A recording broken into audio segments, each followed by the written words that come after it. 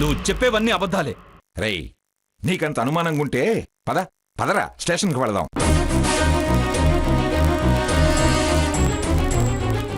SI గారి చేతనే చెప్పిస్తా, లేదా నేనే వెళ్ళి మళ్ళీ వాడిని స్టేషన్లో వేయించి జైలుకు పంపమని చెప్పొస్తా. రేయ్, జడ్జిగా అనుభవంతో చెప్తున్నానురా, వాడు చేసిందేం పెద్ద నేరం కాదు. ఎక్కువలో ఎక్కువ 2 లేదా 3 రోజులు శిక్ష.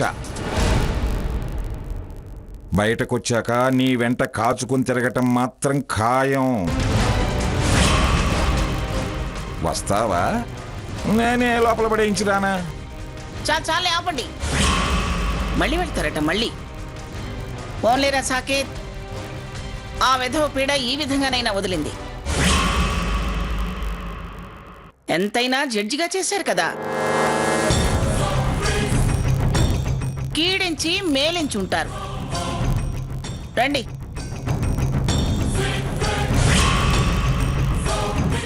వాడికి నమ్మకం కలిగినట్లు లేదు. రే ఆనంద్, నువ్వు రారా, నువ్వే సాక్ష్యంగా ఉందువు గాని.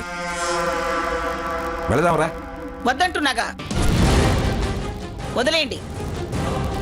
చచ్చా, అందరూ నన్ను పగాళ్లా చూస్తున్నారు.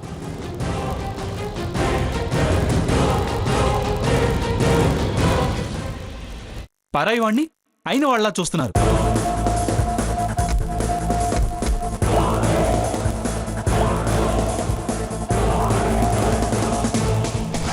అయినా మీరు వెళ్ళేటప్పుడు ఓ మాట చెప్పేళ్ళొచ్చుగా. నేనేమి అక్కడికి వెళ్ళలేదు మంగా. ఏదో బజార్కి వెళ్తే సడన్ గా గుర్తుకొచ్చి అటు నుంచి అటు వెళ్ళొచ్చా, అంతే. సర్లే రండి.